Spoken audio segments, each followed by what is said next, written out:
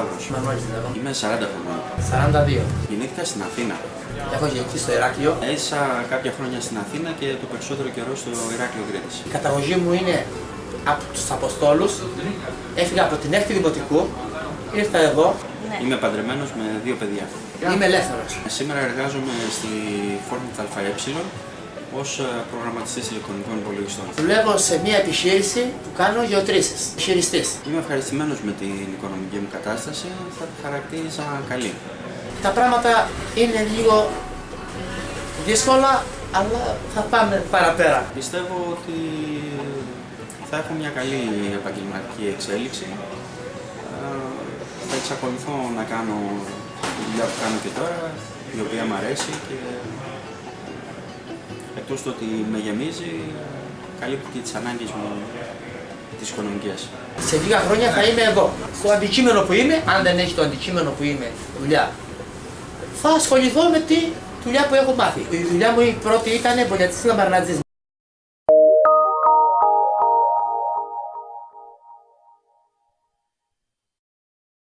Τελείωσα το 4ο Λύκειο Ηρακλείου και κατόπιν με πανελλήνιες εξετάσεις μπήκα στο Τμήμα Επιστήμης Υπολογιστών του Πανεπιστημίου Κρήτης, όπου και αποφοίτησα κανονικά με πτυχίο στην επιστήμη υπολογιστών.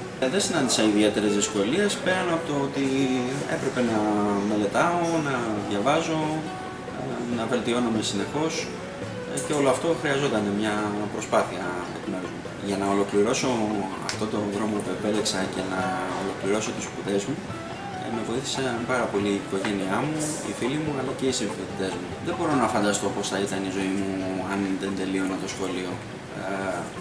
Με τον δρόμο που επέλεξα να ακολουθήσω μου άνοιξαν πάρα πολλές πόρτες και μου δόθηκαν ευκαιρίες που πιστεύω ότι δεν θα μου είχαν δοθεί αν δεν ακολουθούσα αυτό το μονοπάτι. Η εκπαίδευση καταρχάς με βοήθησε στο να βρω μια πολύ καλή δουλειά και χωρίς να το προσπαθήσω πάρα πολύ. Δηλαδή είχα αυτή τη δουλειά πριν καν τελειώσω τις σπουδές μου. Επίσης έκανα πάρα πολλούς φίλους. Γνώρισα κόσμο με κοινά ενδιαφέροντα με μένα και μπορώ σήμερα να πω ότι υπάρχουν κάποιοι άνθρωποι στους οποίους μπορώ να βασιστώ για οτιδήποτε πρόβλημα μου προκύψει.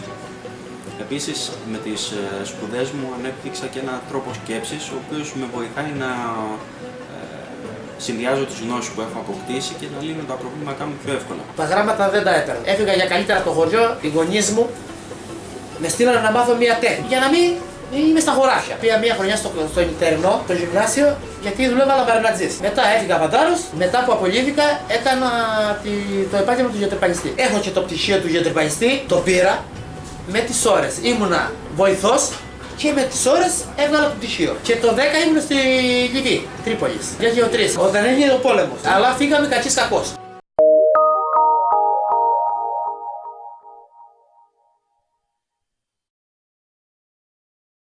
Καταρχάς, ολοκληρώνοντας την εκπαίδευσή σου, αποκτάς κάποιες βασικές γνώσεις οι οποίες θα σου χρησιμεύσουν αργότερα.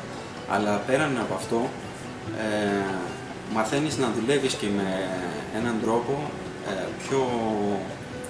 πιο δημιουργικό, πιο οργανωμένο, ώστε να μπορείς να ανταπεξέλθεις αργότερα σε ό,τι πρόβλημα σου εμφανιστεί. Πρώτον, πρέπει να τελειώσει το γυμνάσιο, να έχει ένα χαρτί, να συνεχίσει να πάει σε μια σχολή.